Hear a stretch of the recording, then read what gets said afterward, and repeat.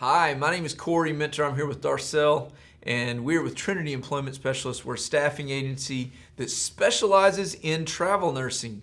Staffing for travel nursing all over the nation.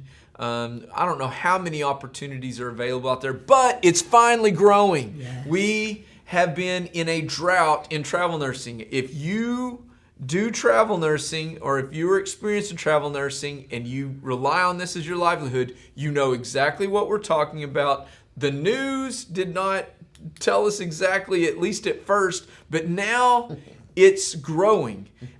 We had lost, let me tell you how drastic it was real quick, and then we can get on to our point. We were used to roughly, in all of our management service providers we have contracts with, generally we have 2,000 to 3,000 job opportunities in each one of these. All of a sudden, we went down to like 95 opportunities from 9,000. So all of a sudden, and the reason is because the specialty clinics couldn't do surgery. So elective surgery got canceled. So that's a big chunk of the business in the hospital. And basically, if you weren't dealing with COVID, nothing else was happening. And so hospitals were empty for a long, long time. It really hurt them financially, but it looks like finally we're starting to see a resurgence. And still, Absolutely. is this happening? It is happening. I'm super excited. It's like crazy. Yeah, so now floodgates are opening Yes. up. So what we want to talk about now is, what is the application process?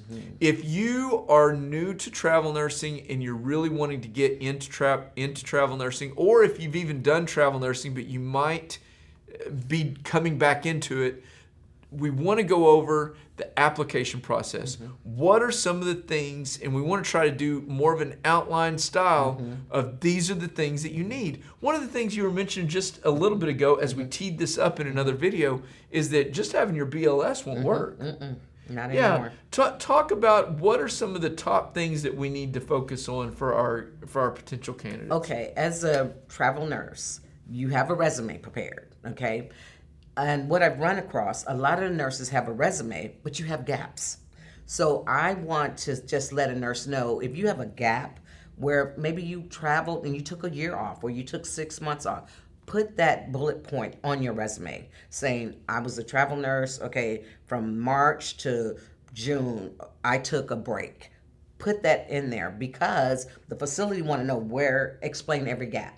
So it's imperative that you explain every gap Well, that you have. you know good and well they have to be looking for some kind of sanction that happened on their license or something like that. Well, the thing is, they're looking to see, are you a traveler, first of all? Because they know travelers going to have gaps, but they want them explained. Okay? Because travelers work 2 contracts. They might take 2-3 weeks off because they done made the money. They can do that, but just explain it. Okay, and then once we do that, we do a interview with your recruiter, which I hope is me, and we go over all your work history.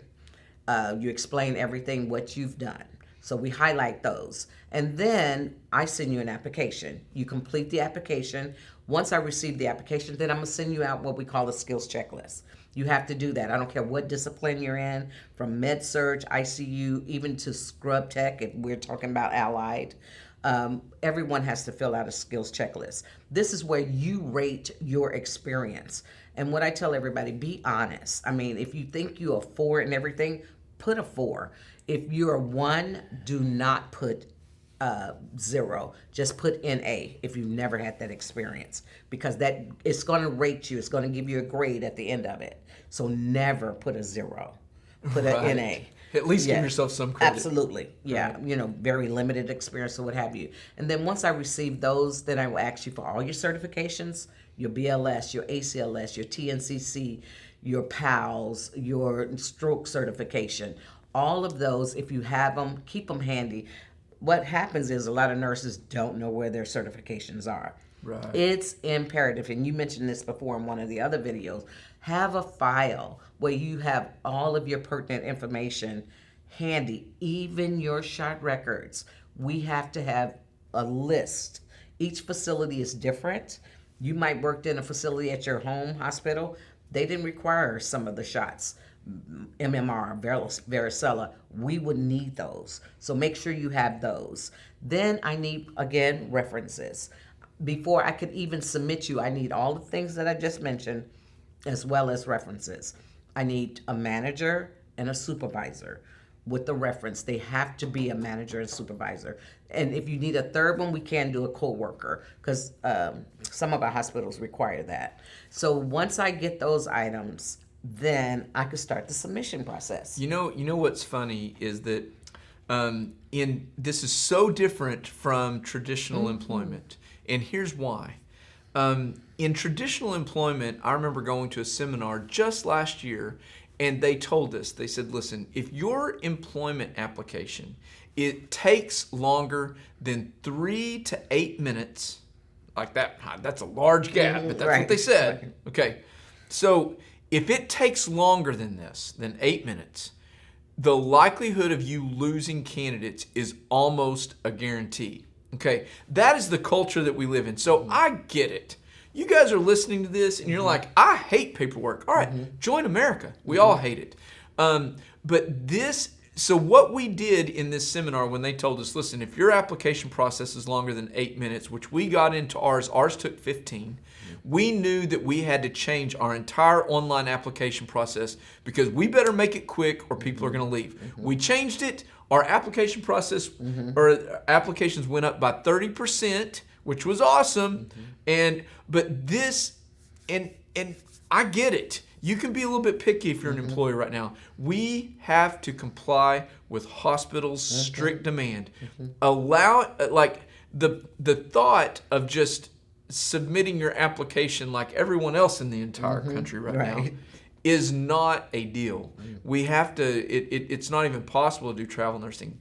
The bad news is you're going to have to keep a file cabinet. Absolutely. And keep it ready to go and keep it updated.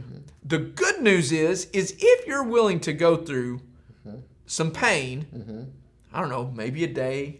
It takes about a day. Takes about a day. It takes about a day. If you're willing to go through it, you'll double your salary. Yes, absolutely. So it's worth it. But most of the traveler nurses know this process. They're well aware. But a lot of people in here that I think are on this video cast are people who are really investigating.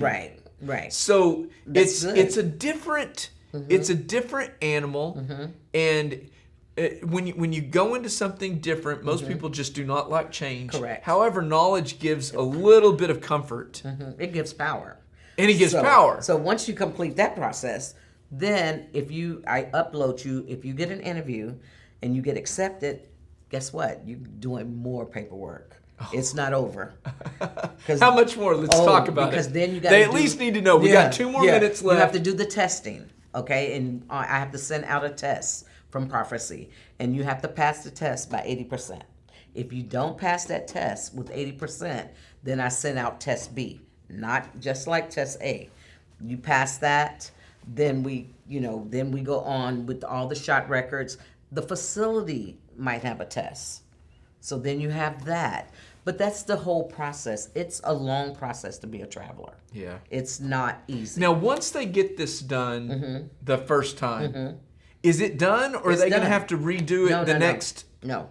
Now, and I get where he's coming from. Well, I hate paperwork. I'm trying to get out of it. Okay, here, but Darcel. say, you got a hospital. You got a contract. Okay, your contract's over. Darcel, can you find me something else? I find you something else at a different hospital.